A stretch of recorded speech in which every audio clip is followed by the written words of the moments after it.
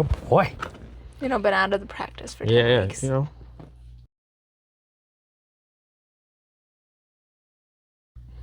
Good morning, everyone. We are here. We're super excited here in the lovely state of Connecticut, all together here at Moore Motivation. I am the co-host, Troy Christopher Moore. We're here with the founder and the president and the business manager. Made us stop in with us. All right, so talk to us, Kendrick. How you doing this morning? Doing great.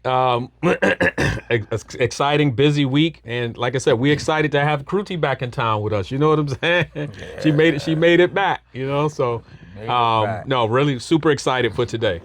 Man, that's awesome, man. And also, just a quick little shout out. I know we did it last week, but we also want to say once again, happy birthday to Kruti. She is now 21. Yeah. She is a legal beagle out there. So you make sure y'all praying for her. All right. Keep her intact. All right. Lord. Everyone better watch out in the streets of Connecticut for the next 4 days. All right, so as we do here at More Motivation, we like to do shout outs. So Kendrick, what's the shout out that we got for this week? The shout out for today is we want to give a big congratulations to Miss Kruti. Come on. For earning permanent employment. Thank God. What? Lord. After 10 weeks. Job? After 10 weeks doing her internship this past summer at Rothschild. So what a wonderful accomplishment. Kruti, you want to talk about it just a little bit? Yeah. First of all, thank you guys. I am very excited to be, I'm very excited to have this job because it's definitely a great feeling when it's like a place you love the people. Yep.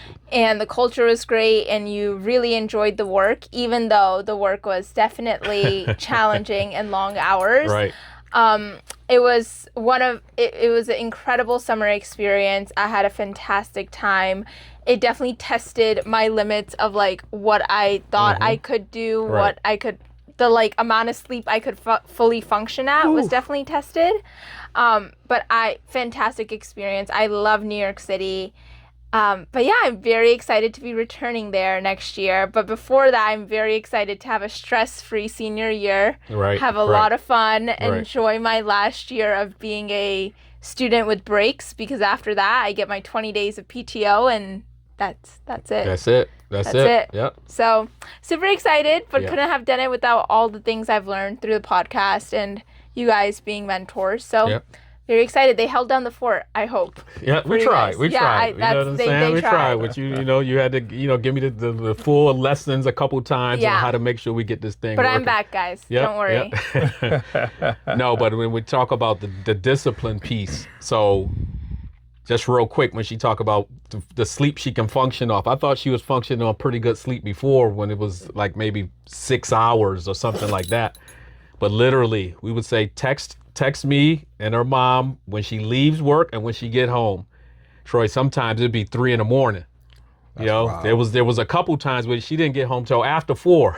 Yeah. 4 a.m. we were back. And then back up by 7:30. So and headed right back into the office. So big time, but it's the diligence, right? So she really earned this one. Time to party, guys. Wow. Well, that's where we're going to pump the brakes. Ain't time to party, all right? But, man, that's wonderful news, man. Exciting. Because literally there are millions of kids that are in college and about to graduate come next year, and they don't know what they're going to do. So already be going into your senior year knowing you have solidified employment at a place where you want to be, man, that is top notch. Definitely. Man. So big time. That is big solid, time. man. So now let's talk about last week. Last week was a headbanger. Yep. I'm telling you, man. And we did an awesome job, Kruti, without you.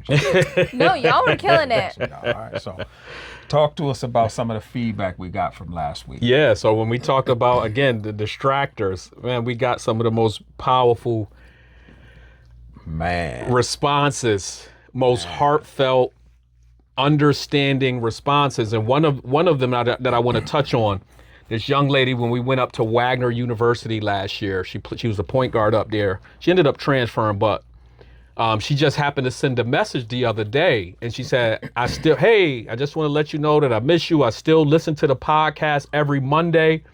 And she listened to the one Distractors, and her comment was, the part that she related to the most was when people fall in love with the old version of you.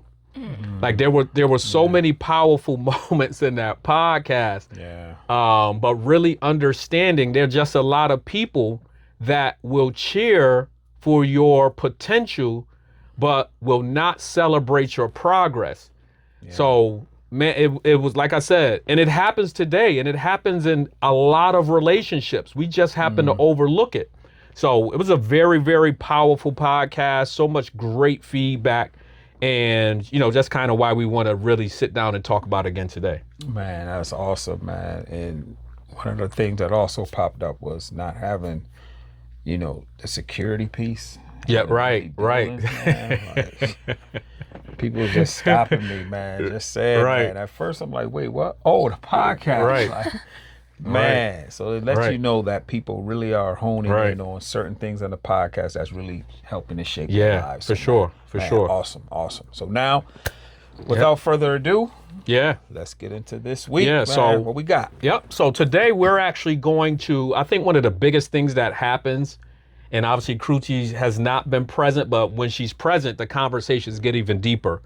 It's after the podcast. Yeah. Like, so we have some really deep, intentional conversations that a lot of people are not privy to. Yeah. Like once we kind of turn off the microphones and end the actual podcast. So I really want to kind of bring the audience into that world a little bit, have them kind of see what that looks like, but following the distractor conversation. Because obviously with Kruti, catching up a little bit on it, but then Troy and I kind of sitting there after it ended and almost talking about, I won't say every conversation that we got feedback on, but the majority of conversations that we got feedback on. So the security, the older version, like all of those things. Yeah. Like we really have some deep conversations about these podcasts afterwards. So I want to bring the audience into that world with us a little bit today.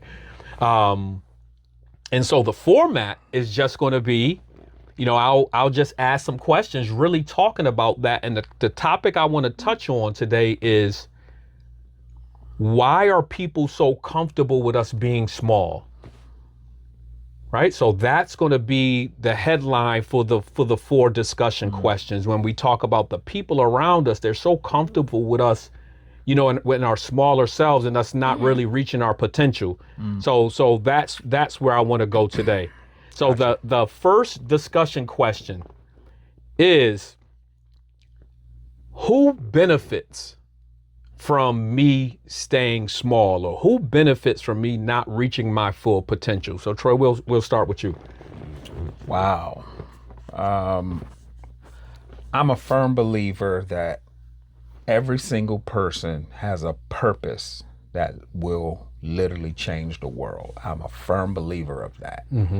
Right? It's not just a few selected people that were chosen for this. I think every single person has that. So when you talk about who benefits from that, as crazy as this sounds, no one on earth benefits from us staying small, right? And I'll give you an example. What if Steve Jobs would have never came up with this thing? Right.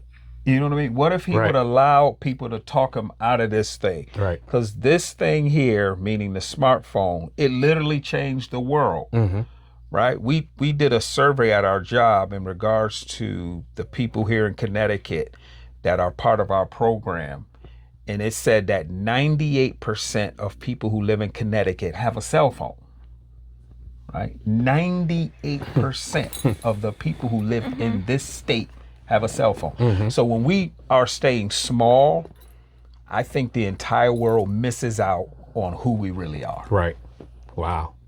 I think that's powerful. Yeah. I definitely agree. I think everyone has like a purpose inside of them that can benefit everyone, but I don't think everyone has the strength, like we were talking about last week, to go on that purpose or like take the path of resilience to really reach it. So let's say for instance, someone's limiting me, or like the people in my circle who are limiting me, the only person who's benefited by me being limited are the people who aren't willing to go through what it takes to reach their potential, because it makes them feel comfortable with where they're at. Because if, like, it's like natural, right? Like, if there's people in your circle and there's someone really going after it and getting like the things that they want to accomplish, and you're just staying stagnant in the spot you're at, you're kind of like, oh wait, if this person gets too far, they're not going to be friends with me. If this person gets too far, like, that's going to make me look bad around other people. Right. So that, I feel like that's a combative way where people try to become distractors to limit people around them from really excelling. And Kendra, before you go on, because I want you to interject. I know you're the moderator, but I want you to interject a little bit on this. I know this, our listeners know this, about how many people you have impacted. All ages. Right? What if you chose to be small? Talk to us about what inspired you to come out of that to impact so many people. Listen, this is a crazy question, because I know she's going to smile a little bit, but sometimes, look, she's already laughing. I don't even want to look over there. But sometimes it takes people to push you beyond what you even want to do or what you're comfortable with. I mean, we start even with this little podcast.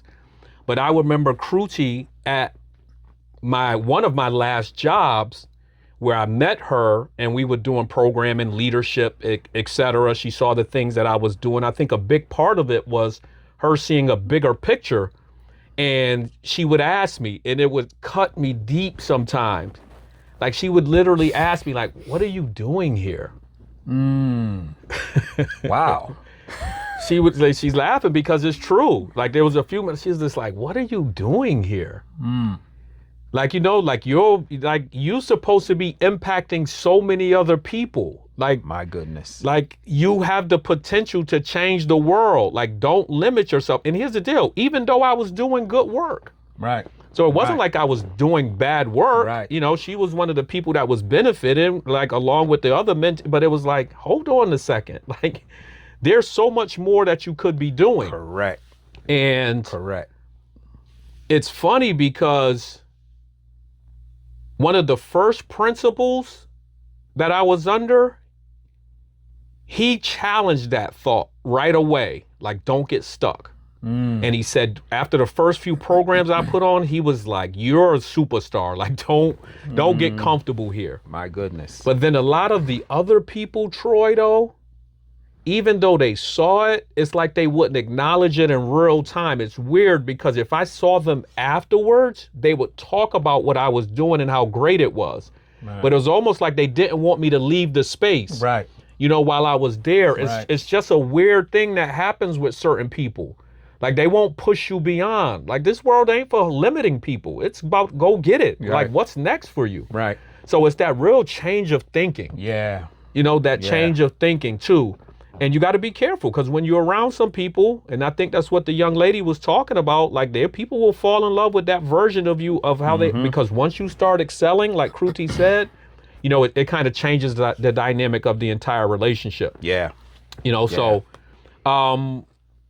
let's move on to, this is the second discussion. People that cheer for your dream, right? So there are some people that cheer for your dream until it's actually happening, right? Until progress starts happening, until success starts happening, until that dream starts coming to fruition. Why do you think that is? Like, why do you think that is, Kruti? So we'll start with you. Where people will cheer for like your dream or where you are when you're talking about it, but once they kind of see it happens, the clapping stops. It's because it's so much. It's like, you see this all the time. Like, people have, like, at USC, there's obviously so many people with so many great ideas and aspirations. There's people who want to start these, like, startups. There's people who want to go on these ambitious goals of, like, starting their own, like, restaurants and companies and becoming influencers, whatever that may be. And it's like, it's so easy for people to cheer their friends on when it's like, oh yeah, girl, you could do that. Like, you should become an influencer, when it's like they're in their early stages, because they're like, oh wait, in their mind, they know how hard it is. And they're like, oh, the chances of you doing this are so low. Like, I'm going to hype you up. But when they start seeing success, when they start actually getting those followers and people and that community on social media, or these people actually do start getting funding from like different people for their startups, it's like, wait a minute, you're actually doing and accomplishing your goal. You're starting to separate yourself from where I'm at in my life. I don't want you to be doing better than me, because then like our friend dynamic is different. I don't want to make you think that I'm less than you so that we're not friends. So then I'm going to stop cheering you on, and I'm going to start poking holes. I'm going to be like, oh, well, it's so hard to break into this industry. Oh, well, it's so hard to create this. It's like a switch is so instant. And again, it ties back to the whole thing of like, if you're not comfortable in yourself and what you're doing every single day, you're going to have problems when other people are going at it and achieving their goals. Right. Wow. Yep. Wow. What you got, Troy? Yep. Again? Yep. Man. So you have people that will cheer for your dream, like Kruti mentioned, that initial part, those initial conversations, until it starts to happen, until you start to become successful, until you start fulfilling that dream, and then all of a sudden the clapping stops. Like why do you think that might be? Like people will cheer for your potential, but then all of a sudden when you start getting after it, all of a sudden they pull back. Yeah, my perspective on this is a little bit different. I think the cheering has to stop.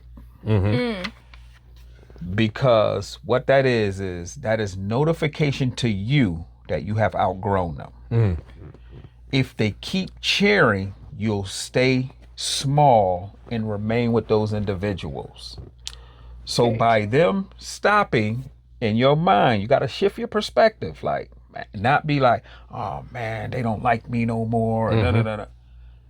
Thank you for confirming that I have outgrown you. So now let me move.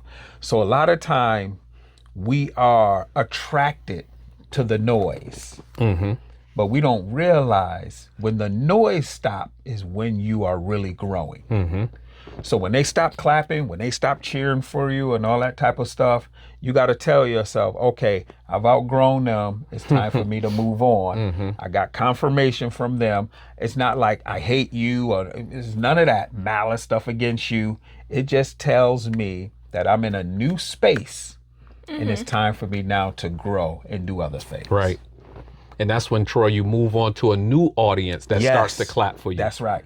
You know, and that's what we all strive for. Right. You know, being able to move on to that next audience. Correct. You know, because that same audience, as long as they're clapping for you, it could be seen as this too. If they don't understand the grind or know how to get after or are not moving forward with you, see, that's the key. And that's kind of what Kruti was like. If you're not moving forward with me, you know, all of a sudden you become uncomfortable. Correct. You know, because you're not willing to go after the dream. You're not willing to wake up early in the morning. You're not willing to do the things. You know, these things that you in your mind you put in as, oh man, he's too difficult. You know, she ain't gonna do it. Oh yeah, I am doing it. Right. Can I just quickly add one thing though? Like being in college, I think one of the biggest things I've learned is like you need to at least find a couple of people to be a part of like your board of advisors in your life, starting at that age, who are going after their own goals as much as you are. And I can like pinpoint 2 to 3 friends in college who are like people that I know I will be clapping for them in every phase of their life, and they will be for me. Because it's like, I don't know about everyone else and how like they think about their goals in life, but like these are people that every single time we sit down, we're not just talking about useless gossip. It's like we're talking about life. Like we're talking about things we want to accomplish, and the sooner you find those people in your life, the sooner you'll start accomplishing your dreams. In my opinion. Yeah, that's what we put up the other day, Kruti. Is crazy when I was talking about sacrifice. Sorry guys, I've not been tapped in. No, that's it. Right. I know you know, surrounding yourself people that are just as driven and are trying to live out the same dreams. So your conversations align too. Yeah. You know, that's critical, you know, because it's hard. What people don't understand is it's hard.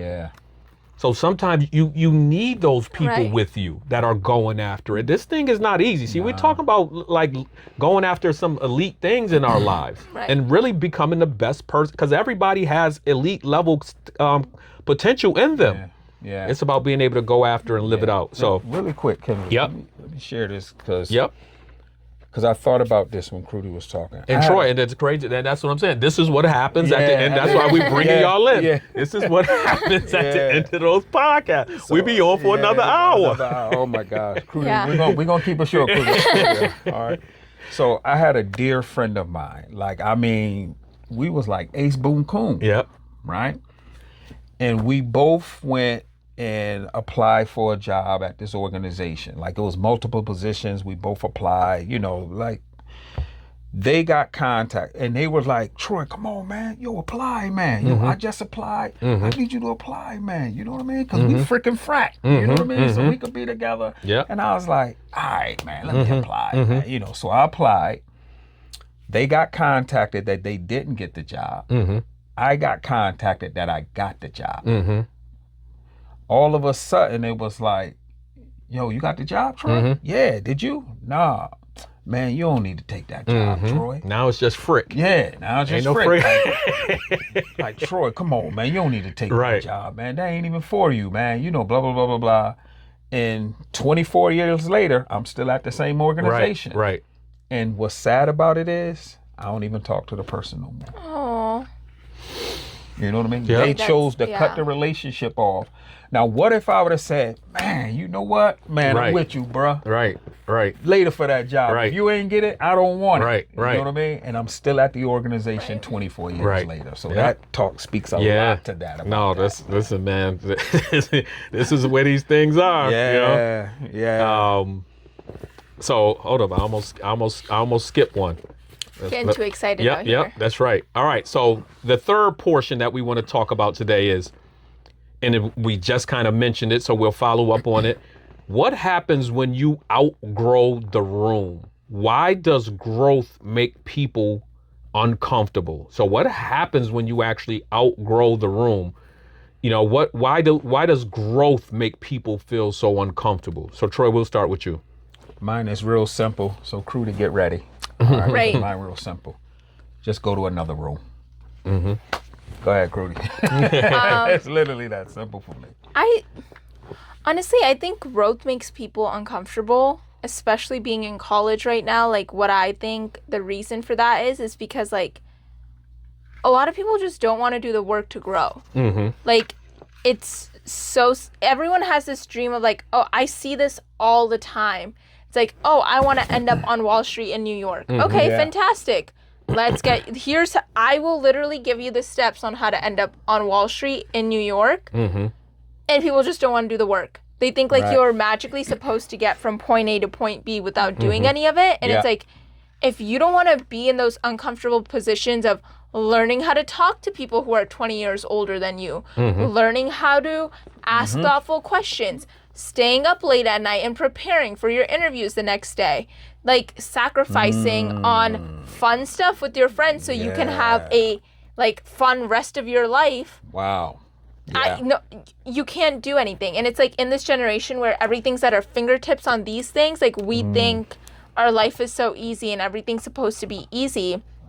And we're afraid to grow. We're afraid to fail. And that's why, like, in a lot of rooms that you walk in, when it's like when you see someone who's like willing to grow and challenge themselves, everyone's like, oh my God, this is like incredible. Like professors are like, Yeah. oh my God, you want to come to office hours and talk about how to improve? Like, Right.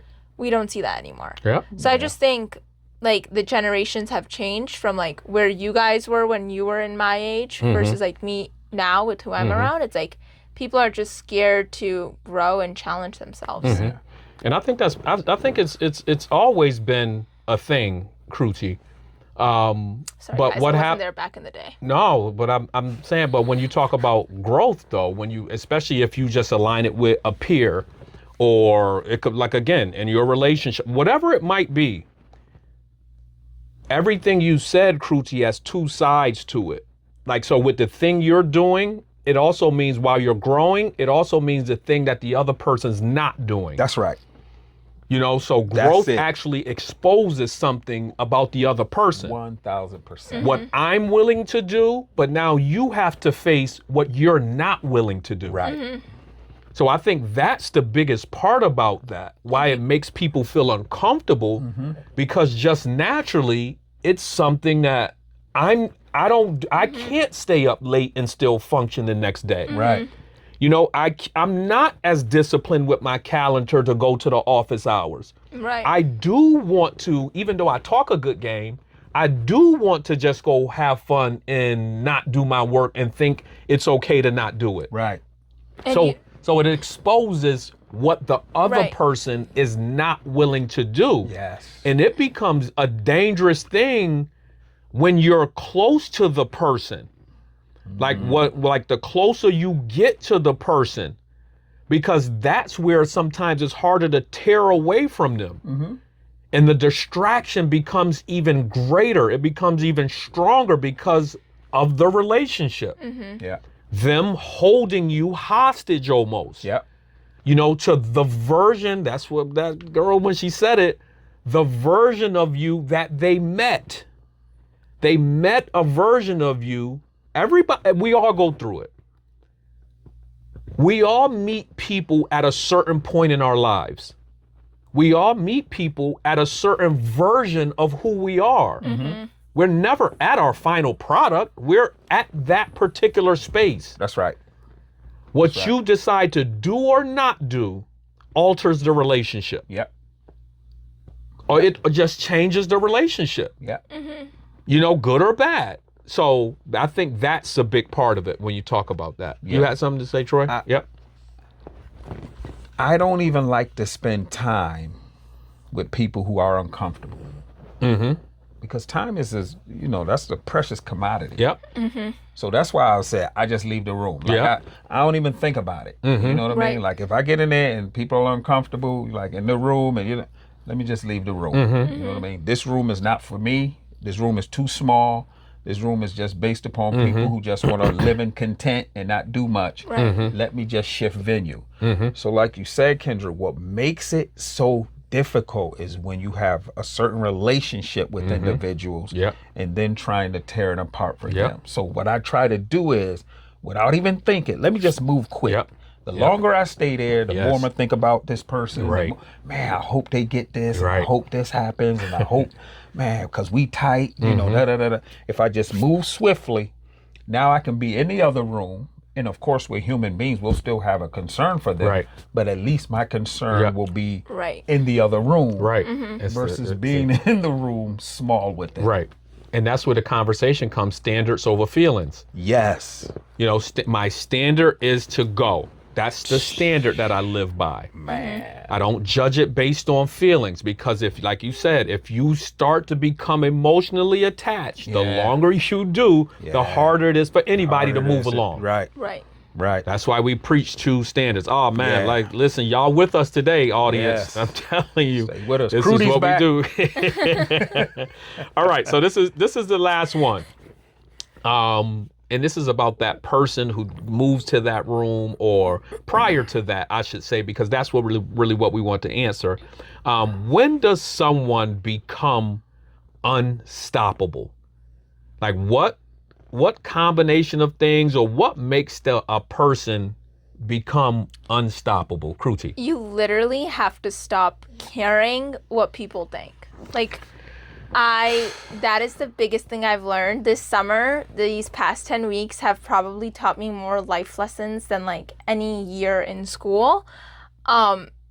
You can't care what people are gonna think if you raise your hand every single time there's a speaker. Let me share a fun story, guys.